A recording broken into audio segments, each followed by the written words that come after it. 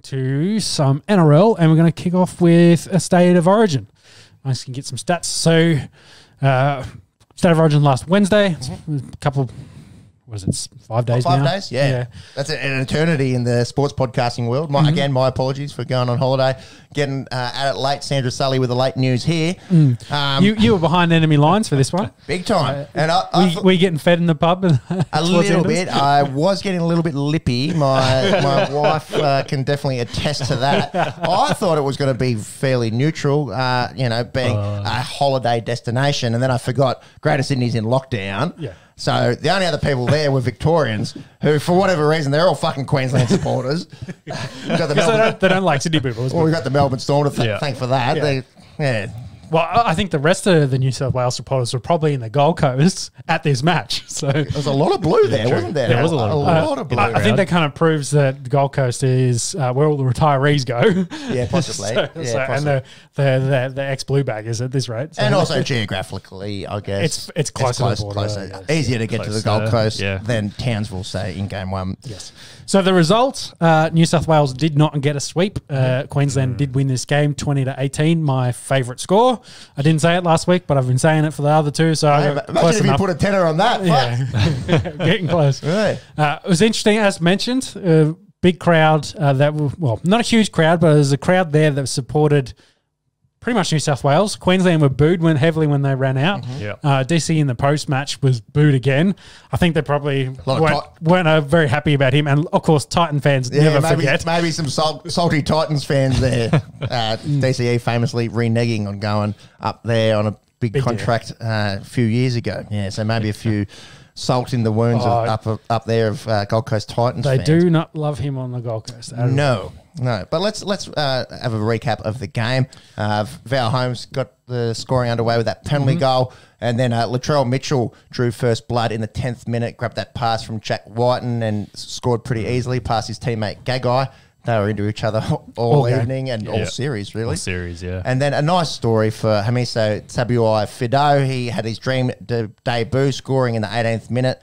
It was Munster that released Big Tino, who had the offload for the assist. And then, speaking of Tino, you must have been impressed with him. He was fucking and Big Tommy Turbo and the Fox, and he played the game of his series, I thought. Well, him and Capewell, I think, really added extra on the edges, which then maybe nullified Latrell and Big Turbo a little bit. So it's like you pick a second rower in the second row, and look how well they play. Fucking rocket science. Well, we talk a little bit about the other specialists. Val Holmes, I thought, was really good. I think his game style very much mirrors what Brian To'o does for New South Wales, which is a hard-running winger. He plays out of position for me as a fullback. Yes, he's a legend there, but I don't think his defence and his overall attacking prowess from fullback is as good as his run meters and hard yards he gets from winger. You talk about Ben Hunt playing hooker. I think excellent for the Gold Coast in that regards. Like you kind of see that for Queensland in the Gold Coast. Sorry, he was excellent in the way he kind of controlled and ran that side around, and I of course wrapped him after the second one. His guidance really helped in that period where he came on. So I really. And, we went back and forth talking about how he kind of fits for the Dragons. But I think his game naturally fits a hooker. I just don't think he could play a whole season playing that position.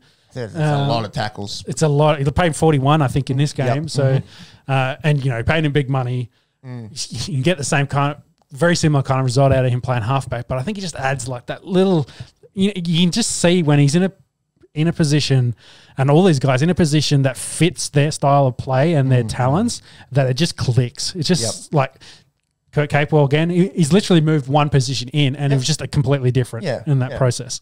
More confident, I guess, in that role. And then having a specialist fullback in Ponga, the X factor, just really added to the side, and the chemistry, they just gelled a lot better in that. Yeah, Ponga was a huge difference. Huge difference. And we talked all series about, where's the X factor going to come from? Not having Harry Grant and Ponga playing at the same time, you really lose all that X factor for them. Kind of makes me a little bit down on DCE. I think he's a really good serviceable game manager halfback, but I don't think he adds enough in the side. Who would you pick instead? That's the problem. I don't think he can pick anyone else. We're all going to talk about Sam Walker and whether that'll be his role. Yeah, in probably 3 years' time after DCE's played another 3 Origin. Like, exactly. You're not going to rush him into that squad next year. No. Barring an injury to DCE. Yeah, he's probably back a step from where he was. I thought he was still pretty good in this game. And it's pretty hard when, like, obviously Cleary didn't play in this, but Nathan Cleary is head and shoulders above anyone playing 7 at the moment. Yeah. So to be compared against him, I don't know, it's pretty rough on old Daly. Mm. Yeah. I like to bring that up because I think that was kind of the difference. The difference in this game was, Ben Hunt and Ponga.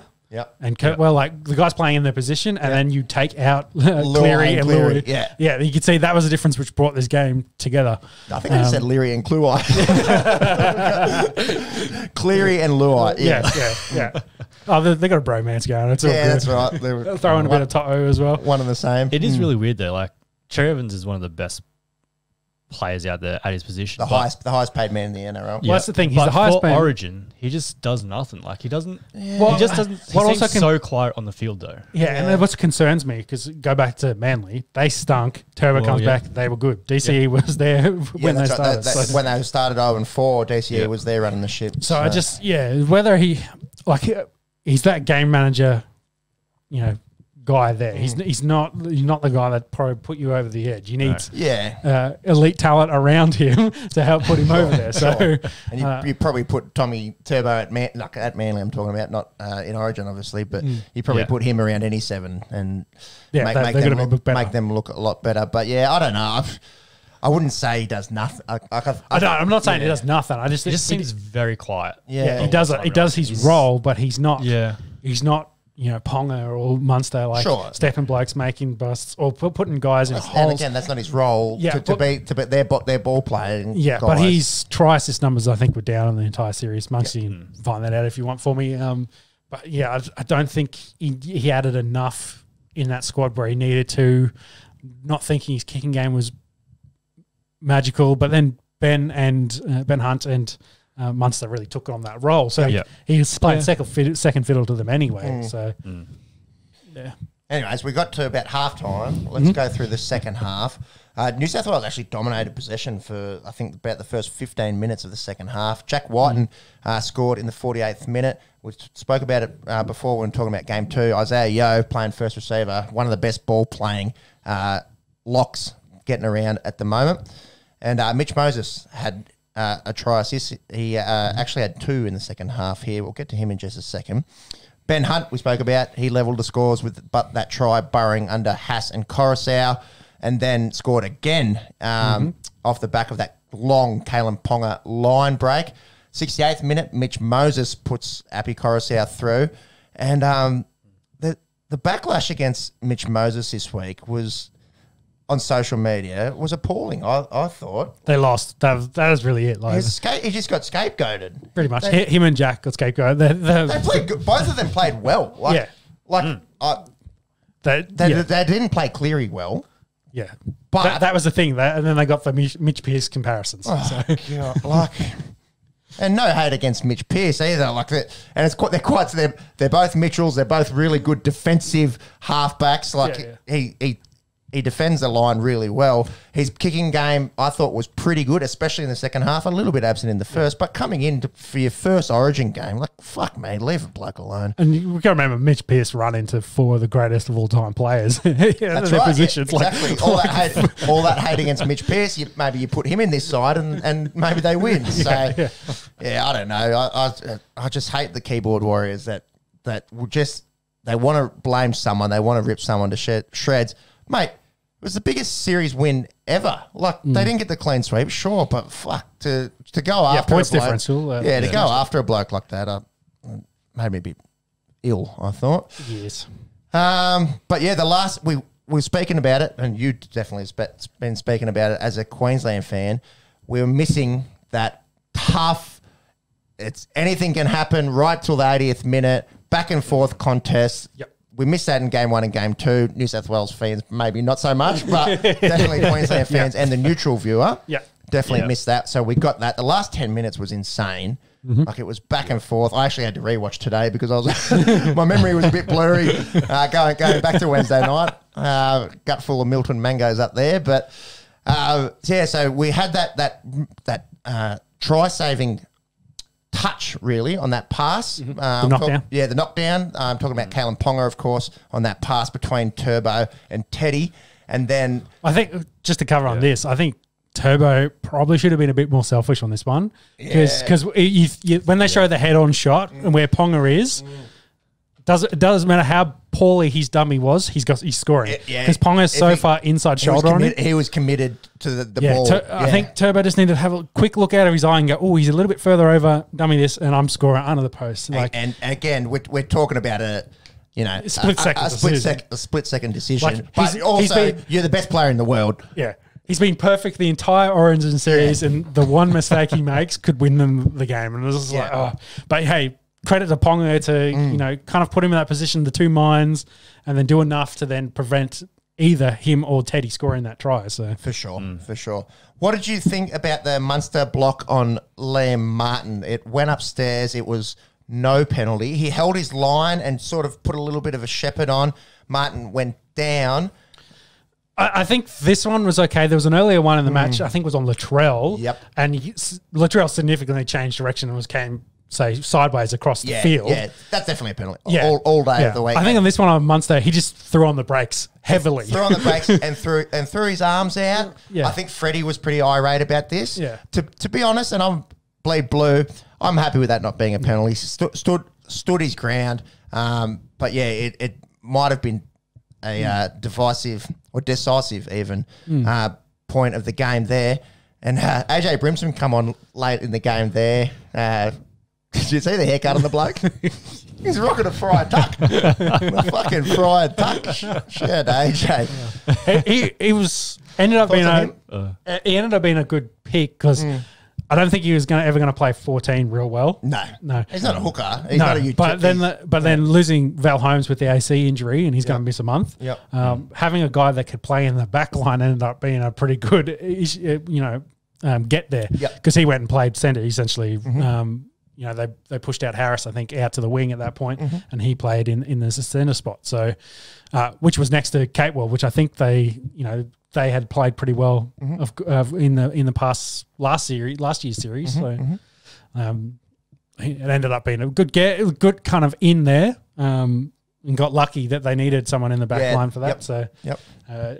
Didn't help Ben Hunt. He had to play the whole game, and then he's unreal. He's unreal, and then backed up 2 nights later. So big credit to him. Big time. Bigger credit don't go to barbecue. So yeah, well that's right. Apparently he got the text message. I think all the boys got the text message of the call, and he was just like, "Well, I'm going away to Origin." All the Origin boys, I think it said the same thing. Going away, I'm just going to chill here because I fly out tomorrow. Yeah, and as a Dragons fan, thank you, thank you, boys, thank you so much. Really appreciate that. Mitch Moses got his head taken off right at the death there by Christian Welch. Yeah, Welch was lucky. Yeah, a couple of weeks ago, this was magic round. He's getting getting sent off. Peter Volandis would have got a cross out, put it on the Sydney Harbour Bridge, and crucified the bloke. 100%. This is what would have happened 2 months ago, and now we've changed our tune because it was making for horrible spectating, and it is State of Origin football. Yes. Also, as well, if you send the bloke with 2 minutes to go, it doesn't really matter. But yeah, it's like banging your head against the wall following this sport sometimes, isn't it? Oh, yeah, 100%. I'm sick of talking about all that crap. And I will talk about reffing in a minute because there is some interesting kind of tidbits that come out of that. What did you think about Latrell and the 50-metre penalty? He has to go for it. Yeah, he struck That's it well. all he can do. Well, I think, there was 3 minutes to go and they spent probably 90 seconds of that trying to take this. If anything, maybe wanted Latrell to take a little bit quicker. But think about it, then you get a full set essentially, possibly to get the ball back. Okay, yeah. But having said that, you could tie the game up at this point. So you don't want to run through it and risk it and then shank the bitch out of there. You're rushing your processes, and I can speak from my own golf game. When I'm rushing and I'm not going through my own routine, I'll slice it and put it on the next fairway to the right, and then when I go through a routine and it's too fair balanced. Yeah, it's on the fairway, right? So, but again, apples and oranges. I'm not comparing my golf game to Latrell Mitchell. Yeah, but I think it was worth it because he ended up only being, say, 5 metres short. he struck it sweet. So Off the boot. It looked like it was going over. I'm a straight down the middle, and it just didn't have the legs, unfortunately. But, in that situation, I think you can't deny him taking that. Like, yes, maybe they can kick for the corner and they'll get a full set in that time frame, say 30 out, but Queensland's defense at that point had been pretty good compared to the had been in the previous 2 games. Yeah, no, I think it was the right decision. I think it was the right What about decision. kicking for touch and then going for 2-point conversion? 10 metres 2 point difference. The 2-point field goal. Get an extra 10 metres, possible, but that's harder. Off the tee that's harder. Yeah, tee you Harder, get still. more distance than you would off trying to drop kick it. Yeah, yeah. We've been lucky to be treated to a few of those because when they brought it in at the start of the year, I was like, this is a fucking gimmick of a rule. Adam Reynolds, I think, has got a couple of them. So Reynolds, he's just the main one. that Val Holmes one a few weeks ago. That tell you what, that was going 65 metres. But So it can be done. I think they made the right decision. Oh, yeah. We spoke about Hunt, Ponga, big games, Capewell in the right position, played well. Yep. Tommy Turbo, Wally Lewis medal, well deserved. I thought 561 run meters, 13 tackle busts, got a big cut in this game 4 too as tries, well. and he looked like a bad. Normally he just looks a bit sexy. He looked like a bad motherfucker up there, accepting the Probably Wally needed Lewis 6 medal. or so stitches in that thing. Yeah. It was Yeah. a nice deep Friendly long fire one. as well, wasn't it? Yeah, I think it was. Yeah, Head clash, but elbow. to score 4 tries and 5 try involvements in a series, unbelievable. He's the best player in the world right now. We've spoken about him at length before. The last thing I wanted to sort of ask about the game in particular was the Shield presentation. So should they be doing it after game 2? There wasn't too many fans that stuck around. It was raining. It was a school night. Blokes had all driven up to get to the exactly. anyways, by the sounds. They booed the fuck out of DCE though, the few people that were there. Do you think the presentation should just be after game 2?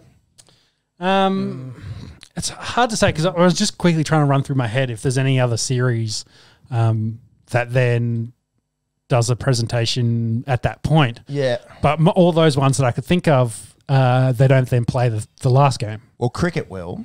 So cricket's one that I can think of. But, Yeah, okay, yeah, so yeah, they but present the it's the ashes same, and but it's the same thing. They'll do it. Actually, well, it depends on the cricket tournament as well. Again, apples and oranges. I wouldn't mind seeing it at the end of game 2. I think because this happened to Queensland a lot as well, where they had won in the first 2, and then New South Wales saved the sweep in the 3rd one, and it's kind of that present the trophy in Sydney. bittersweet, you've just lost kind of feeling about it. I don't know. Gus, of course, in his infinite wisdom, came out with the 5-game series. So after you've won 3, then you call it off. Yeah, then you call off. You don't play the last 2, but you still get 3 games, of course, and you will get 2 more. But it's interesting. Cashman Volandis wouldn't mind that. It's more games. It was interesting. They're keen for more State of Origin games, but not keen to go to play international in the World Cup. So it's a bit interesting, but we'll get to that. We'll get to that in a second. Different I think stories. there's a Coco. Different reasons. Yeah, reason to that. Anyways, that was something I thought might be nice, is having the Shield present to the team after game 2. Yeah. Looking forward to the 2022 Origin series, does that game give you some hope, Sean? Before we get to that, can I talk about some refereeing in this? Yeah, sure. You could have answered the question and then gone back, but I want to go to. It's getting on his soapbox here. No, before we go look back, I wanted to. Before we look forward, I want to finish looking back. That's what I'm getting at. Yeah, we got that. So it was really interesting in the first half. I think there was 15 set restarts across both teams. Yep. Both teams, I think, had the right same coaching. It was like, let's take the piss out of this. Yeah. Because they put it away. So essentially they would take it out of the ref's hands. Yep. I don't think he called that many in the second half at all, but then they gave more penalties, which then made the game closer, which was interesting. And I only caught some of the Raiders game and a couple of the other games through the week. It's interesting. I think the NRL's tried to fix 2 problems with the same solution. So you had the problem with high contact, and they've taken a very weak stance on it again compared to where they were a month ago, and the game is too quick. So they're like, well, how because they kind of removed all the penalties. So how do you think they put more penalties back in? we'll penalise all the high shots and take it out. So anything that touches, like, instead of bins and sends, like, lots more penalties. Yep. So in all the kind of close games this week, there was the actual penalty rate was a lot higher than it had been. Yeah, so you had the set restarts, but then you had the penalties, and as I used the analogy a couple of weeks ago, as the rounds in the boxing match essentially. So then the lowest squads could kind of get in it, slowed the game down a bit, and it kind of, to me, looks probably like a little bit of directive there. The refs are now calling those high shots as penalties to get in that break, as we're talking about. Slowed the games down, and there was only one blowout on the weekend, which was the Storm Knights game. Yeah, and we don't want to talk about Brisbane and the West Tigers, but Brisbane were in front of that, and then Tigers roared back. Sure, it wasn't a massive blowout. But they got kind of back into that game, so it wouldn't surprise me. I didn't watch it, of course, because West Tigers and Brisbane. Like, who watches games that aren't Penrith or Storm at the moment? Mate, this bloke used to live and breathe the Brisbane Broncos. How the mighty have fallen. The whole league. Let's be honest, the whole league. I'm barely watching any of the league as it is. It's just, it'd be interesting to. My only point is it'd be interesting to see how the coming weeks go, whether we start to get some of those closer games.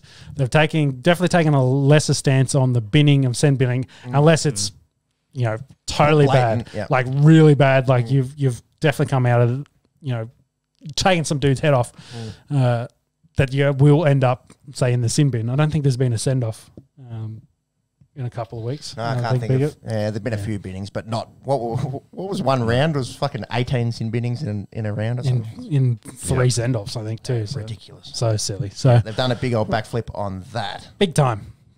Moving forward. So looking forward, hope moving forward, of course. Why wouldn't it be? Look, think of this Queensland side. It was a banged up Queensland side. Sure. Mm-hmm. So if you could pick the best 13, they went out there. So you had a significant number of them, of course. Yep. A few of them, injury clouds underdone. Harry Grant, Munster, and Welsh were all underdone going into the first game. Welsh definitely in the second one. Not having Ponga there is a difference. Massive. Not having their best back line. Didn't play game one as well, and big oversight now when you think about it and how he's played. Who's going to play hooker for them going forward? Maybe it's Reed Marnie comes in and he does that job, but again, young fella. Maybe Ben Hunt he's now locked that down for Queensland. So, well, what about Harry Grant? Exactly, Harry Grant, and then Ben Hunt's the 14. So.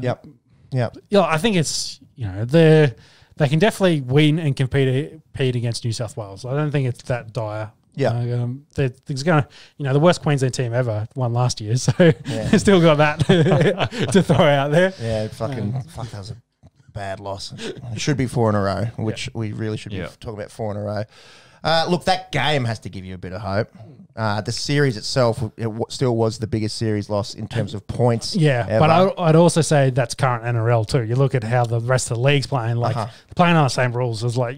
That's just the way it is. Well, what were we talking about a few weeks ago? 19 points is the... When's the last time Melbourne won a game? Sorry, not lost. Won a game by less than 13 points. Once against the Gold Coast. But literally, this winning streak that they're on, it's been one game that they've won 1-12 and everything else is 13 plus. Yes. And some of those 13 pluses are a lot higher than that too. They're 20 or 30 plus. Or 40 or 50. Yeah. So I think that's kind of the state of play of where the NRL is at the moment.